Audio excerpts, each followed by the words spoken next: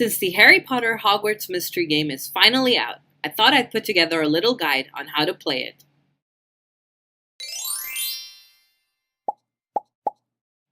Hello lovelies, my name is Mamta and welcome to my channel GeekGlitz, in which I feature all things geek and all things glitz. I'm a huge Potterhead, so I've got loads of other Harry Potter related videos if you wanted to check them out. So as I mentioned at the beginning, today I'm just going to be giving an overview of the basic gameplay for the Harry Potter Hogwarts Mystery game. I've been playing it for a week now and have been enjoying it quite a bit. I've previously done a video which had my first impressions of Hogwarts Mystery, featuring the gameplay of the first 2 chapters of Year 1 as I was figuring it out. So if you wanted to watch that, I'll link to it in the description. In today's video, there might be some spoilers for Year 1 as I will be covering a couple of different topics, such as explanation of the interface elements, in-game currencies, tasks, duels, building friendships, etc. In the description below, I'll give a time indication for the different sections I will be talking about, so feel free to jump ahead and watch whichever section interests you. And just a disclaimer that I'm coming at this game from a Harry Potter fan perspective, not a gamer, so just bear with me as I describe what I've figured out. So first let's start with an overview of the game. Hogwarts Mystery is a role-playing game in which you create your own character who is a student attending Hogwarts. The story takes place in the 1980s after the defeat of Voldemort, but before Harry attends Hogwarts. You get to attend classes and learn spells, duel people, and build friendships, among other things. You also get to interact with different students, teachers, and people in the game. It's a choose-your-own-adventure type of game in which sometimes you'll have multiple choice options in which what you select will help drive the narrative. The gameplay is fairly simple and easy to pick up.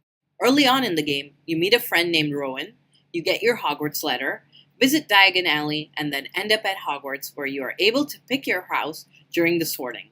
There's no test or quiz for it, you can simply choose your house. Now let's go over some of the main interface elements. On the top right corner is where you can see your in-game currency. The first one is energy, the second is coins, and the third is gems. To complete tasks and lessons in the game, you will need to use energy. In this bar, you will be able to see how much energy you currently have. The energy fills up by 1 point every 4 minutes, and if you run out of energy, you can also buy some by clicking on the plus button to access the in-game currency store. The store allows you to buy different amounts of energy using the gems. You can buy gems using real money, or you can try to earn them with certain tasks. You can also buy coins using real money, or earn them again through completing tasks. From what I've gathered, it seems coins are more easily earned compared to gems, and sometimes you'll need coins to access certain tasks and also to buy items in the closet. But when given the choice between gems and coins, I prefer to get gems since they are more valuable. With enough gems, you can also unlock certain tasks faster. You can buy certain items from the closet, and you can also buy energy. The top left icon shows you your attributes, and if you click on it, you get a more detailed view. You get to see your current level, you see your house and rank for the House Cup, and if you click on the rank, you get to see the current standing of the house points. Your goal is to help your house to get to first place by the end of the year so that you can earn some rewards such as gems. You can also access the leaderboard from the screen, and that shows you how many points you have earned for your house. The leaderboard appears to be populated with random characters from your game. It's not real players. So let's go back to the attributes screen. In the middle is your in-game avatar, and on the right side is your courage, empathy, and knowledge levels. You build these up by completing tasks and based on the choices you make during the game. As you build up your level with these attributes, you can even unlock certain responses you can make when faced with choices in the game.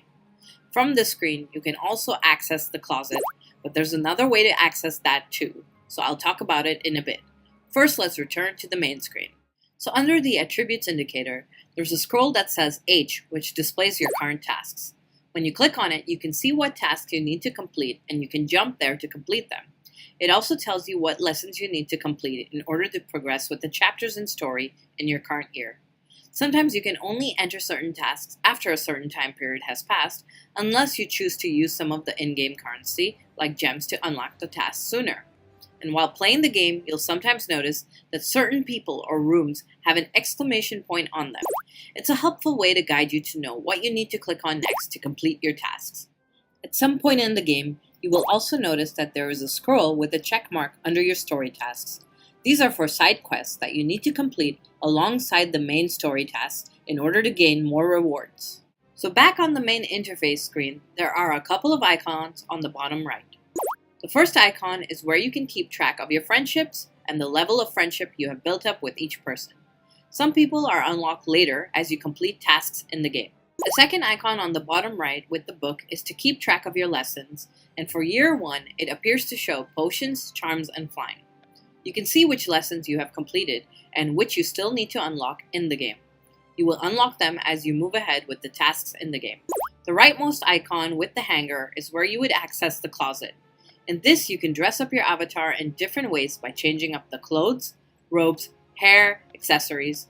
You can use coins and gems to unlock certain items in here. And then on the bottom left is the settings icon, in which you can control options such as music, sounds, languages, connect your Facebook, or get some help. To navigate around the different parts of the castle, you can press the staircase icon, which will give you options for the places you have unlocked. When you navigate to an area, you can look around to see what's on that level, and classes like charms and potions are unlocked early on, while certain areas may be locked until you progress with the game. To exit out of a room or an area, you may notice an open door icon that helps you navigate back to the corridors of the castle. So now let's talk about the lessons. As an example, I'll show you a charms lesson. When entering lessons, you need to complete them within a certain time frame. So if you run out of energy before you complete the lesson, you need to either make sure you attain enough energy before your lesson time frame runs out, and you can do this either by waiting for your energy to fill up or by paying for more energy with gems.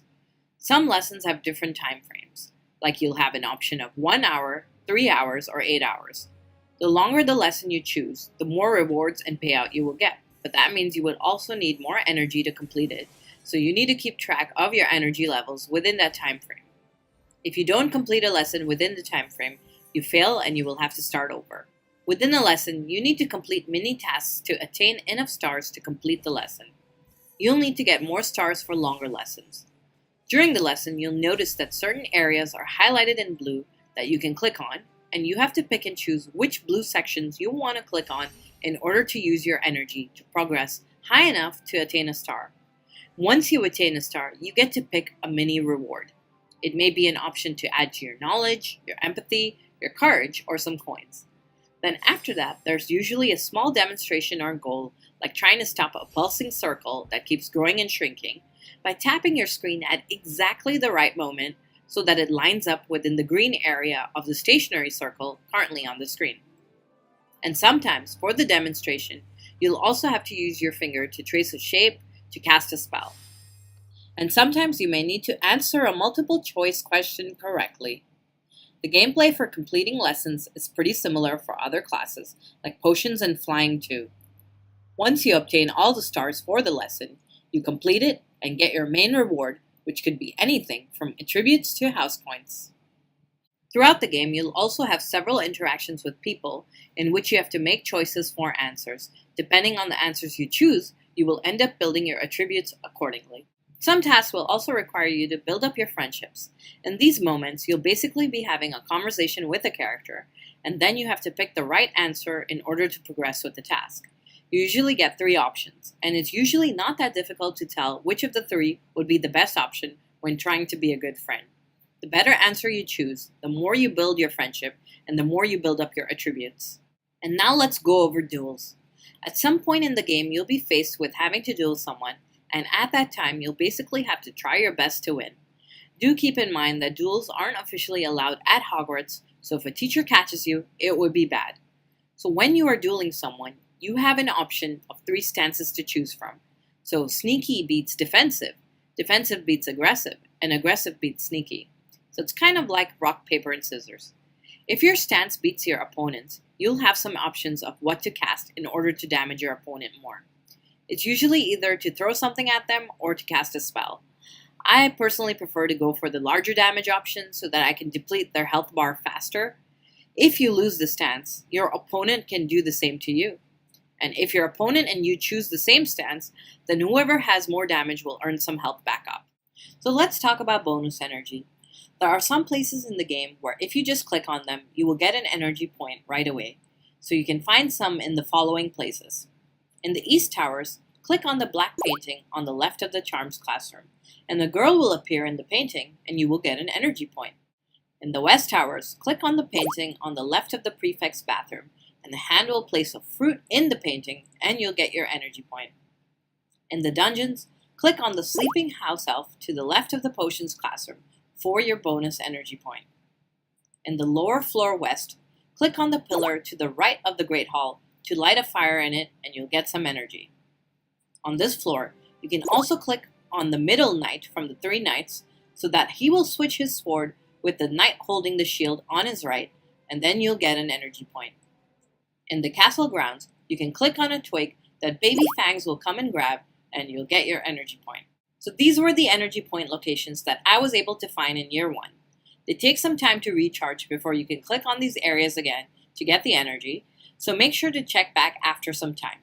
If you were able to find other spots to get some bonus energy points, please mention it in the comments. So anyway, I think that's it for most of the basic gameplay. Your goal should be to complete all the tasks as much as possible and to build up your friendships and attribute levels so that you can earn rewards.